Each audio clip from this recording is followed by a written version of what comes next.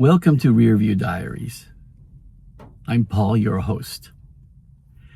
I was always fascinated by how we have lost contact talking to people, especially strangers. Then I discovered rideshare is one way where we are connected randomly to total strangers, and some, when they open up, they have so many fascinating stories. And it's just been an amazing experience learning about people that would never come across my life except in this private, intimate space in my car. And this next story happened to be one of them. Today's ride was one I'll never forget. She stepped into the car carrying something you don't see every day. Her face was glowing, not just smiling, but radiating. The kind of smile that changes the air in a small space. It caught me off guard that before I even realized it, the words just slipped out. "Wow," I said, "you seem like one happy young lady." She laughed softly and gave me her destination as we pulled away. I asked her the question that felt impossible not to ask. "What's the secret behind that smile?" She paused for a moment and said, "Well, sir, to be honest, I have a lot to be grateful for." That answer alone stopped me. I asked her what she meant. She looked out the window and said, "I'm one of the lucky ones. I got a second chance at life." "Second chance?" I asked her, "Explain." She smiled again and said, "Few years ago, I was given a new heart." For a split second, my brain went the wrong direction. "New heart," I said, "like you met someone special?"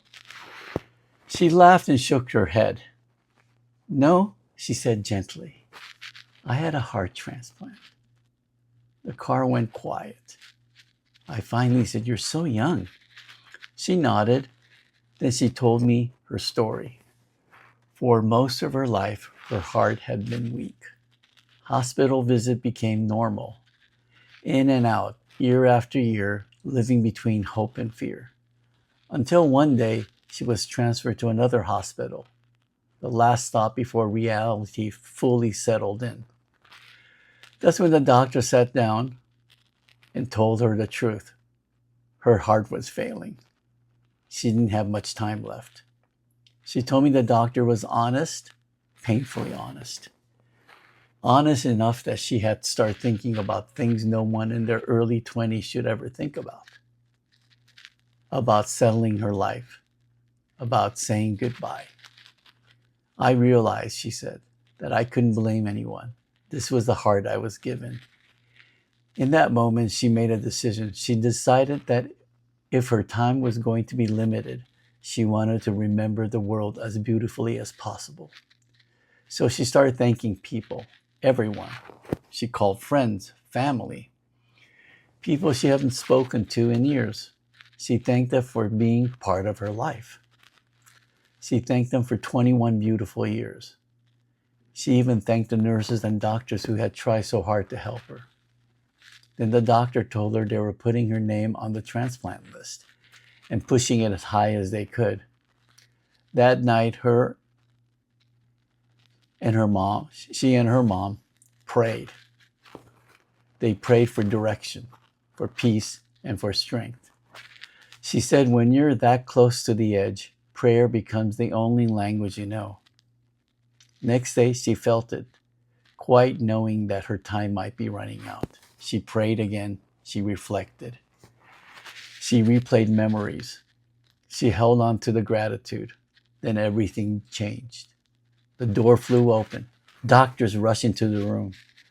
They told her that they needed to hook her up to a machine immediately. She asked what was happening. And one of them said, "Miracle happened. We found a match, a donor heart, a perfect match." The heart was already on its way. She told me she was frozen in shock. Her prayers had been answered. The doctors were honest again. They told her the surgery was risky. There's no guarantees. But she said they promised to do everything they could. 2 years later, she was sitting the back seat of my car, alive, breathing, smiling, getting ready to start a grad school. She told me she sees the world differently now. I can't disappoint God, she said. I was given a second chance. Every day matters, every moment counts. And now she feels a responsibility, not just to live fully, but to help others. Someone helped me in the most miraculous way, she said. I want to spend my life giving back. She looked at me and said, I have a lot to smile about. I was given a new heart, a new chance. When I dropped her off, I sat there for a moment before pulling away, because that ride reminded me of something simple and powerful. Every day is precious. Some people walk around knowing that deeply, that they're the miracle people, the ones full of life, gratitude, and purpose. We need more people like her. And maybe we need more moments like that ride to remind us how lucky we already are. Thank you for listening to another chapter of Rearview Diaries.